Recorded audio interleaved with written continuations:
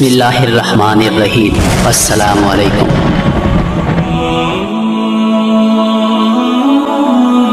بنی اسرائیل کی وہ قوم جو بندر بن گئی۔ یہ واقعہ حضرت داؤد علیہ السلام کی عہد میں پیش آیا جب ایک قبیلے نے قوم بنی اسرائیل سے علیحدہ ہو کر دریا کے کنارے اپنے رہنے کے واسطے کان بنا لیے۔ ان لوگوں نے اکثر کام احکام تورات کے خلاف شروع کر دیے تھے۔ ان امور میں ایک یہ بھی تھا کہ وہ ہفتے کے دن مچھلی کا شکار نہ کیا کریں اور نہ دنیا کی کوئی خرید و فروخت کریں۔ یہ سب کسی کتاب تورات میں حرام تھی، یعنی ہفتے کے دن کام کرنا اور شکار کرنا حرام سمجھا جاتا تھا۔ ان لوگوں نے کوئی پرواہ نہ کی اور ان حرام کردہ چیزوں پر کاربند ہو گئے۔ جب اس قوم نے اللہ تعالیٰ کی نافرمانی شروع کی تو پھر ان کی آزمائش کے واسطے اللہ تعالیٰ نے دریا کی مچھلیوں کو حکم دیا کہ ہفتے کے دن دریا سے نکل کر ساحل پر آ کر اپنے کھیل کود میں مشغول رہیں اور باقی دنوں میں دریا میں جا رہے ہیں۔ بس اللہ تعالیٰ کے حکم سے مچھلیاں ہفتے کے دن دریا سے نکل کر کنارے پر آ کر پھرتی رہتی اور ہفتے کے علاوہ دوسرے دنوں میں دریا کے اندر چلی جاتی۔ آخر یہودیوں نے ان کو دیکھ کر لالچ سے ایک چال چلی کہ انہوں نے دریا کے کنارے پر نہر کھود کر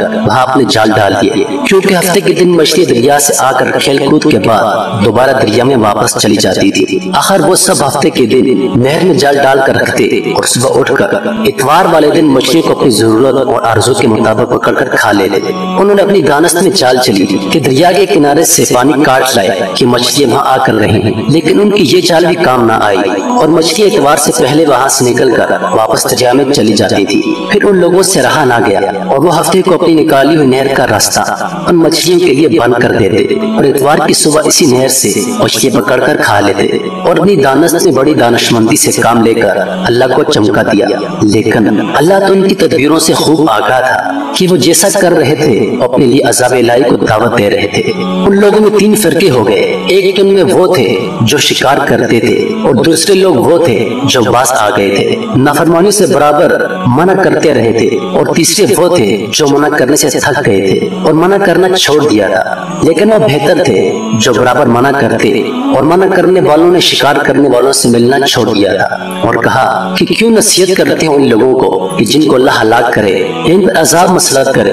تو وہ لوگ یہ سن کر ان سے بولے کہ تم ہم کو ڈراتے ہو، ہم ایک سے زیادہ طاقتور ہیں، ہمارا کوئی کچھ نہیں بگاڑ سکتا۔ جب وہ لوگ نافرمانی سے باز نہ آئے تو اللہ کے عذاب کا دن آ پہنچا۔ ایک دن صبح کو اٹھے تو دوسروں کی آواز سنی تو دیوار پر چڑھ کر دیکھا کہ ہر گھر میں بندر ہی بندر نظر آ رہے ہیں، اور ان کی کیفیت یہ تھی کہ وہ آدمی کو پہچان کر اپنے قرابت والوں کے پاؤں پر اپنا سر رکھتے اور پاؤں چاٹنے لگتے۔ بالآخر وہ اپنے برے حال سے 3 دن میں سب کے سب مر گئے۔